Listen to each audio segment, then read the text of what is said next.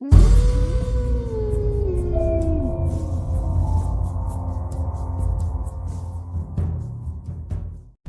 कहानी के लेखक हैं विजेंद्र कुमार कर्ण।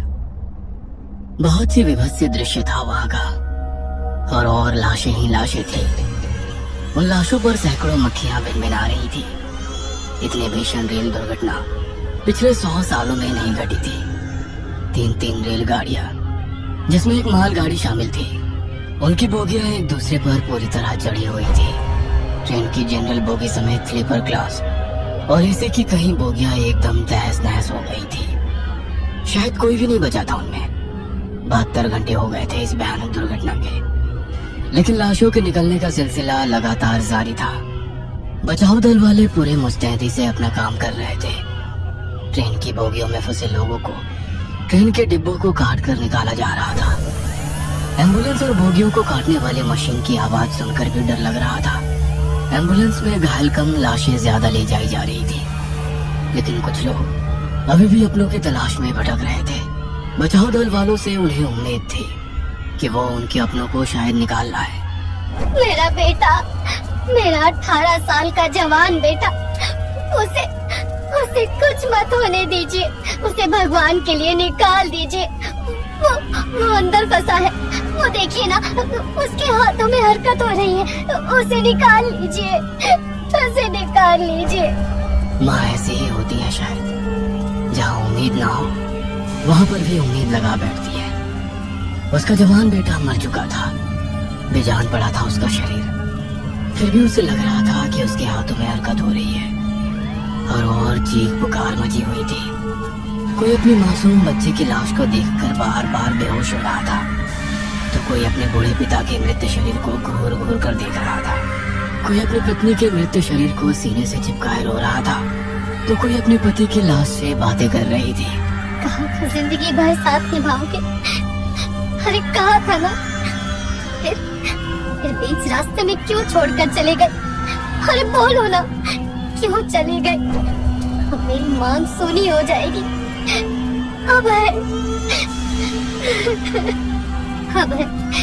मेरी मांग में सिंदूर देखना तुम्हें बहुत पसंद था ना।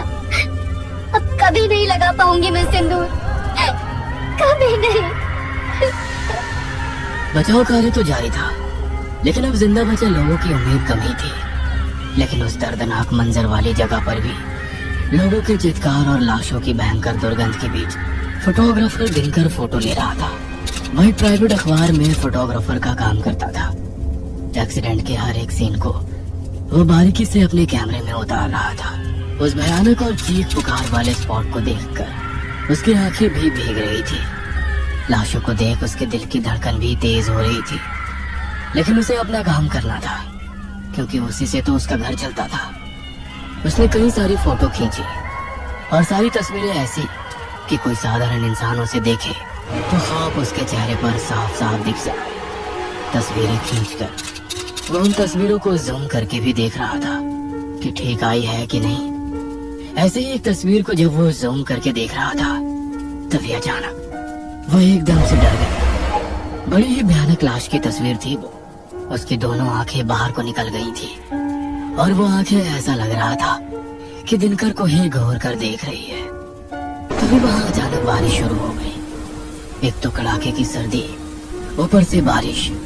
दिनकर का काम लगभग हो चुका था, इसलिए उसने अपनी बाइक स्टार्ट की और घर की ओर चल पड़ा। पूरे रास्ते उसकी आंखों के आगे दुर्घटना स्थल का ही सीन घूम रहा था। दिनकर घर पहुंच गया था। पिछले 2-3 घंटे से वो बहुत ही बिजी था। हर दिन लाशों की तस्वीर खींचना, उसे स्कैन करके ऑफिस ईमेल और पोस्ट दोनों करना उसका काम था। उस रात भी वो यही कर रहा था। रात के यही कोई 12:30 बज रहे थे, और खामोशी ही खामोशी छाई हुई थी। दिनकर एक बार फिर से अपनी खींची तस्वीरों को जूम करके देख रहा था, क्योंकि वो कोई रिस्क नहीं लेना चाहता था। क्योंकि अगर एक भी तस्वीर खराब पोस्ट होती या क्लियर पोस्ट नहीं होती, तो उसे अपने बॉस के गुस्से का सामना करना पड़ता था। इसलिए वो एक बार फिर से उन तस्वीरों को जूम करके देखने लगा, धीरे धीरे बारीकी से। लेकिन तभी फिर से उस तस्वीर पर उसकी निगाह टिक गई। वो जल्दी से उसे हटाकर आगे बढ़ना चाहता था, लेकिन तभी उसे लगा कि उस लाश की आंखें तस्वीर से एकदम से बाहर निकल आई है और उससे कह रही है कि अरे मैं तो मर गया, अब मेरे मुर्दा शरीर को छोड़ दे, छोड़ दे। दिनकर का दिल जोर जोर से धड़कने लगा। उसने कैमरे को बंद किया और सिगरेट जलाई। सिगरेट का कश लगाते हुए वो अपनी आराम कुर्सी पर बैठकर कुछ सोचने लगा, लेकिन तभी उसे लगा कि उसकी कुर्सी के पीछे कोई है। वह तेजी से पीछे घूमा, लेकिन वहां तो कोई नहीं था। अरे यहाँ तो कोई नहीं है, फिर मुझे ऐसा क्यों लगा कि कोई मेरे पीछे खड़ा है। दिनकर अब पूरी तरह डर गया था। उसे ना तो उन तस्वीरों को देखने का मन कर रहा था और ना ही अपने कैमरे को, लेकिन तस्वीर तो उसे किसी भी शर्त पर अपने बॉस को भेजनी ही थी। उसने एक बार फिर से हिम्मत की और खींची गई उन तस्वीरों को, जिसकी उसने प्रिंट भी निकाल रखी थी, टेबल पर इकट्ठा करने लगा। लेकिन तभी अचानक उसके कमरे का बंद पंखा ना जाने कैसे ऑन हो गया। सारी तस्वीरें इधर उधर उड़ने लगी। अरे ये पंखा ये कैसे ऑन हो गया? इतनी सर्दी है यहाँ। उसने पंखे का स्विच ऑफ किया और बिखरी पड़ी सारी तस्वीरों को इकट्ठा किया और अपनी टेबल पर उसे रखा। उसके बाद एक एक कर फोटो वो धीरे धीरे स्कैन कर रहा था। लेकिन तभी फिर से उसके कमरे का पंखा ऑन हो गया और तस्वीरें फिर से उड़ने लगी। दिनकर को समझ नहीं आ रहा था कि आखिर हो क्या रहा है। वह पंखा ऑफ करने के लिए उठने ही वाला था कि तभी पंखा अपने आप बंद हो गया।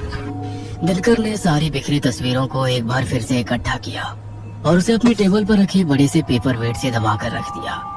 और उसके बाद एक एक कर अपने कैमरे की तस्वीरों को स्कैन कर अपने कंप्यूटर पर सेव करने लगा, ताकि वो सारी तस्वीरें एक साथ ही अपने बॉस को ईमेल कर सके।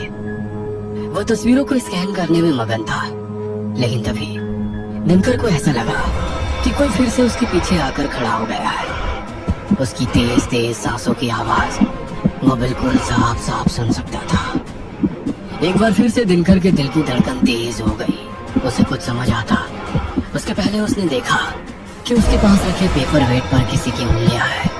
उन उंगलियों को देखकर दिनकर का चेहरा पीला पड़ गया। वह वहां से भागने वाला था, लेकिन उसके पहले ही पेपर वेट हवा में उड़ा। ऐसा लगा कि किसी ने उसे अपने हाथों से उठाया है और फिर उसने उस पेपर वेट को दिनकर के सिर पर जोर से मार डाला। दिनकर की चीख निकल गई। उसके सिर से खून बहने लगा। दिनकर दर्द से बिलबिला रहा था। तभी किसी अदृश्य ताकत ने उसके सिर के बालों को पकड़ा और उसे खींचकर जमीन पर पटक दिया। दिनकर को पहली बार लगा कि कोई साया उसके पास खड़ा है। उसके बाद उस साये ने दिनकर के बालों को फिर से खींचकर पकड़ा और उसे उसके कमरे के बाहर की ओर घसीट कर ले जाने लगा। माया, गुड़िया, गुड़िया, अरे कोई बचाओ, कोई मुझे बचाओ। दिनकर चीख चीख कर अपनी पत्नी माया और अपनी 7 साल की बेटी गुड़िया, जिसे वो बहुत प्यार करता था, उसे आवाज देने लगा, लेकिन किसी ने उसकी आवाज नहीं सुनी। वो साया उसे खींचकर सीढ़ियों के पास ले गया और उसे सीढ़ियों से नीचे की ओर खींचने लगा। दिनकर चीख रहा था, चिल्ला रहा था। उसका पूरा सिर खून से भर गया था और सिर से निकला खून सीढ़ियों पर निशान छोड़ता जा रहा था। उसकी स्थिति बहुत ही खराब हो रही थी। उसकी आंखों के आगे अंधेरा छा रहा था, लेकिन उस धुंधलाहट में भी उसे दर्दनाक स्थल की सारी लाशें दिखाई दे रही थी। लेकिन अब वह लाशें जिंदा थी और उसकी ओर घूर रही थी। एक 7-8 साल का मासूम बच्चा उसे न सिर्फ घूर रहा था, बल्कि उसकी आंखों में कई सवाल थे। अचानक उन सभी ने मिलकर दिनकर पर हमला कर दिया और उसके शरीर को नोचने लगे।